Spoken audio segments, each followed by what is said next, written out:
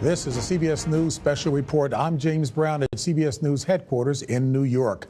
President Trump is paying a surprise visit to U.S. troops in Iraq. The president and First Lady, Melania Trump, arrived a short time ago at Al-Assad Air Base outside the capital city, Baghdad. This is Mr. Trump's first visit to Iraq and his first visit to a combat zone since becoming commander-in-chief. The U.S. currently has about 5,200 troops inside Iraq. They're helping Iraqi forces consolidate gains against the terror group ISIS. The president's trip comes about a week after his abrupt announcement to withdraw all 2,000 U.S. troops from Syria and potentially about half of the 14,000 in Afghanistan. For more on the president's unannounced trip to Iraq, let's bring in Chip Reid at the White House. Hello, Chip. Well, hello. I just got a tweet from Sarah Sanders, White House press secretary, that says President Trump and the First Lady traveled to Iraq late on Christmas night to visit with our troops and senior military leadership to thank them for their service, their success, and their sacrifice, and to wish them a Merry Christmas. As you said, this is his first time to visit Iraq or Afghanistan or any combat zone. There had been quite a bit of pressure on him to do this. He has been criticized by people who noted that President Obama traveled to Iraq in the first 3 months he was in office, and President Bush traveled to Iraq within the first 8 months of the Iraq war. He was asked in October, why have you not visited the troops in Iraq or Afghanistan? And he said, I will do that at some point, but I don't think it's overly necessary. That brought on more criticism. And shortly after that, he was interviewed by Fox News. He was asked that question again. When is he going to go? And he said, I think you will see that happen. There are things that are being planned. So it's not a surprise that he has decided to do this.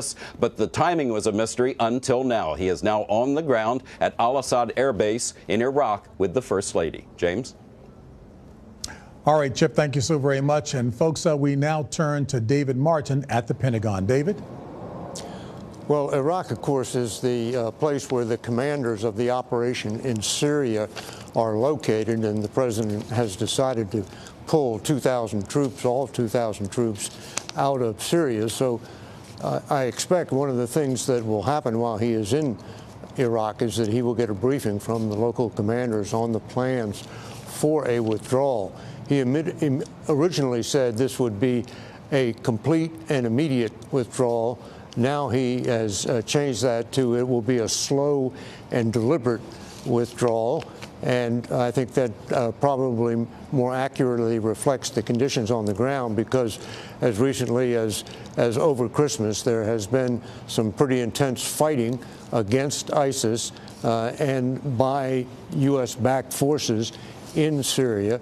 And in addition to the threat of ISIS to their front, these U.S.-backed fighters are also facing the threat of a cross-border operation by the Turkish military. So this is a very uncertain time for the troops in Syria. Now, whether or not the president would also withdraw some troops from Iraq, all we know about that is that he has expressed to Iraq's prime minister that he does not want to keep troops there and spending U.S. taxpayer dollars in pursuit of ISIS indefinitely.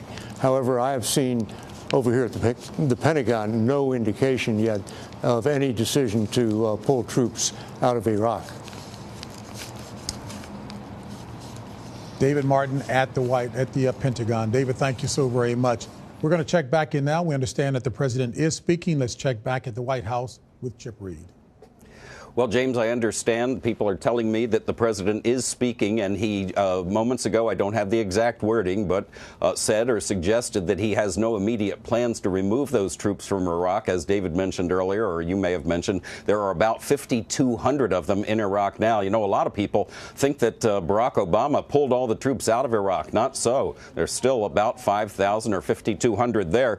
And just for context, let me remind people that the president said in September that he thought the biggest single mistake ever made in the history of our country was George W. Bush's decision to send troops into Iraq, to that initial invasion in 2003. So it is not a war that he favors, but with the troops right now, apparently he's telling them he has no immediate plans to pull them out. James?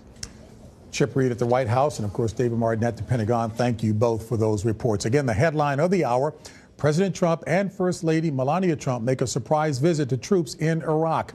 The president says he has no plans at all to remove U.S. troops from the country. There will be more coverage of the president's trip on your local news on this CBS station, on our 24-hour streaming news service, CBSN, at cbsnews.com, and tonight on the CBS Evening News. For now, I'm James Brown, CBS News, New York. For news 24 hours a day, go to cbsnews.com.